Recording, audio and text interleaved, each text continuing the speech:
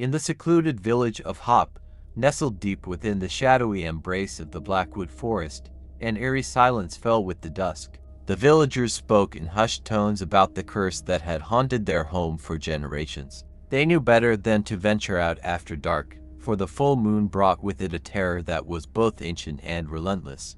It was during one such night, when the moon hung high and full, casting an otherworldly glow over the village, that young Thomas decided to defy the warnings.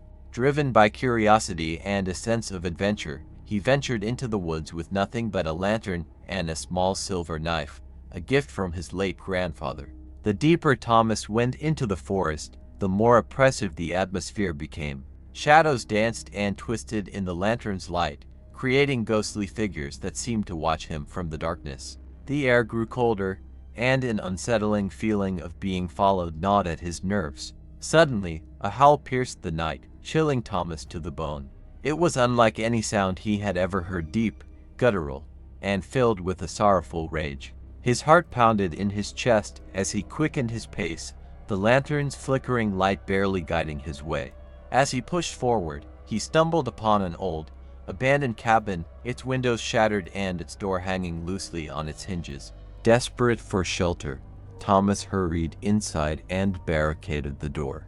The cabin was dimly lit by the lantern, revealing dusty furniture and strange, arcane symbols carved into the walls. A rustling sound outside sent a wave of panic through him. He peered through a crack in the door and saw a pair of glowing eyes staring back at him from the darkness. The beast was there, prowling just beyond the threshold, its breath visible in the cold night air. Thomas clutched the silver knife tightly, remembering the stories his grandfather had told him. The only way to break the curse was to confront the werewolf and end its torment. But as the door creaked open and the creature's massive form stepped into the room, Thomas realized that the tales had left out a crucial detail. The werewolf's eyes, though fierce and terrifying, held a glimmer of humanity. In that moment, Thomas understood that this was not just a beast, but a person, someone from the village, someone he might have known.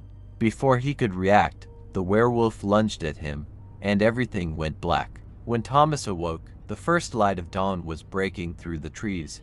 The werewolf was gone, and the cabin was eerily quiet. His body ached, and he noticed deep, claw-like scratches on his arms and chest. The silver knife lay beside him, untouched. As he stumbled back to the village, the question swirled in his mind. Who was the werewolf? Why had it spared him? And most importantly, how could he uncover the truth about the curse that held the village of Hop in its grip? The intrigue of the werewolf's identity and the secrets of the curse would haunt Thomas, leading him deeper into the mysteries of Blackwood Forest and the dark history of his village. Thomas staggered back into the village, his wounds throbbing with every step. The sun was now fully risen, casting a warm light over the quaint cottages and cobblestone streets. He was met with gasps and murmurs as the villagers saw his injuries. Old Maud, the village healer, hurried to his side and led him to her small cottage. She cleaned and bandaged his wounds, all the while muttering about the curse and the foolishness of young men. Thomas could barely hear her. His mind was consumed with the glowing eyes he had seen and the terrifying realization that the werewolf was someone he might know. Once his wounds were treated, Thomas was summoned to the village square where the council had gathered. The head of the council, a stern man named Amon, demanded an explanation. Thomas recounted his harrowing night in the forest, describing the cabin, the symbols, and the encounter with the werewolf. The villagers listened in silence, their faces pale with fear. When Thomas finished, Amon spoke. "These symbols you saw, did they look like this?" Amon produced a faded parchment covered in similar arcane markings. Thomas nodded, recognizing the symbols immediately. "Yes, exactly like those." Amon's face darkened. "These are the markings of an ancient protection spell. They were used by our ancestors to ward off evil. If they are in that cabin, it means the werewolf was trying to protect something or someone." The villagers exchanged uneasy glances. The mystery deepened. That night, Thomas lay in bed, his mind racing with thoughts of the werewolf and the protection spell. He couldn't shake the feeling that he was missing something crucial. Determined to find answers, he decided to return to the cabin the next night. As the full moon rose again, Thomas armed himself with the silver knife and a lantern. He slipped out of his house and made his way back to the forest. The journey seemed longer this time, each step filled with anticipation and dread. When he reached the cabin, he found it unchanged, as if frozen in time. He carefully entered and began searching for clues.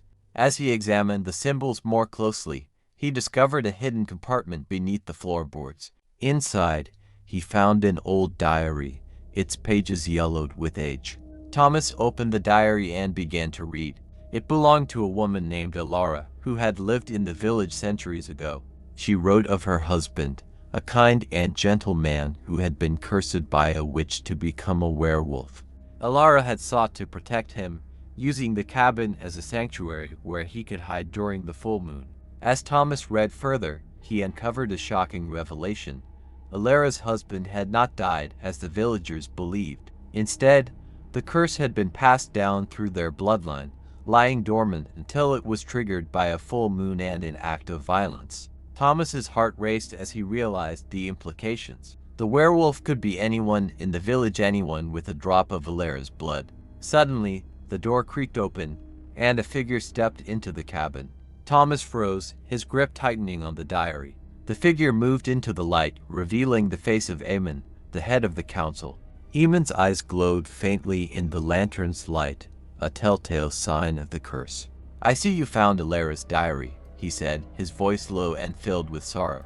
"Now you understand why the curse must remain a secret." Before Thomas could react, Aemon lunged at him, transforming into the werewolf mid-stride. The diary fell from Thomas's hands as he raised the silver knife, ready to defend himself. The struggle was fierce, but Thomas managed to drive the knife into Aemon's side. The werewolf howled in pain and retreated, crashing through the cabin door and disappearing into the forest. Breathing heavily, Thomas picked up the diary and fled back to the village. He knew he had to uncover the truth about the curse and find a way to break it. But as he reached the safety of his home, a chilling realization dawned on him. If Aemon was the werewolf, then who else in the village carried the cursed bloodline? And how many more would the full moon reveal? The answers lay hidden in the shadows of Blackwood Forest, waiting for the next full moon to bring them to light. As the dawn broke, Thomas knew he had to act quickly. He gathered the village council and the elders, showing them Alara's diary and explaining the true nature of the curse. The villagers were stunned, but the evidence was undeniable. "We must find a way to end this curse once and for all," Thomas declared. "If we can trace the bloodline, we might be able to break it." The elders pored over the diary, seeking any clues that might help. It was old Maud who finally found the answer. "Alara mentioned a ritual in the diary," she said. "A way to cleanse the bloodline, but it requires the cooperation of the Cursed One." Thomas knew what he had to do. He had to find Aemon and convince him to undergo the ritual. As the full moon approached, he prepared for the confrontation. Armed with the silver knife and the knowledge from the diary, he ventured back into the forest. He found Aemon in the cabin, still nursing his wounds from their last encounter.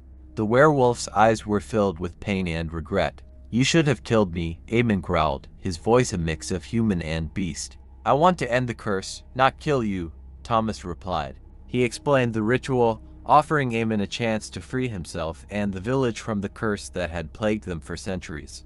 Aemon listened, his human side wrestling with the beast within. "Finally," he agreed, "if this can save the village, then I will do it." The night of the full moon arrived. The villagers gathered at the edge of the forest, watching as Thomas and Aemon prepared for the ritual. Old Maud and the elders chanted ancient incantations, the air thick with the scent of burning herbs. As the moon reached its zenith, Aemon transformed into the werewolf, but this time, he remained in control. Thomas approached with the silver knife, using it to carve the symbols of protection and cleansing into the ground around Aemon.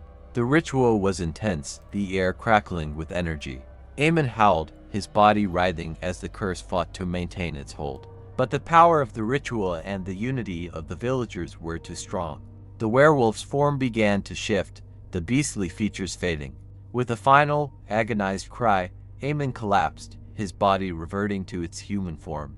The symbols glowed brightly before fading away, leaving him lying in the center of the circle, exhausted but alive. The curse was broken. The villagers erupted in cheers, rushing to help Eamon. Tears streamed down his face as he realized he was free. Thomas helped him to his feet, both men sharing a look of relief and triumph. Over the next few days, the village of Hop transformed. The oppressive atmosphere lifted, and the forest no longer seemed so menacing.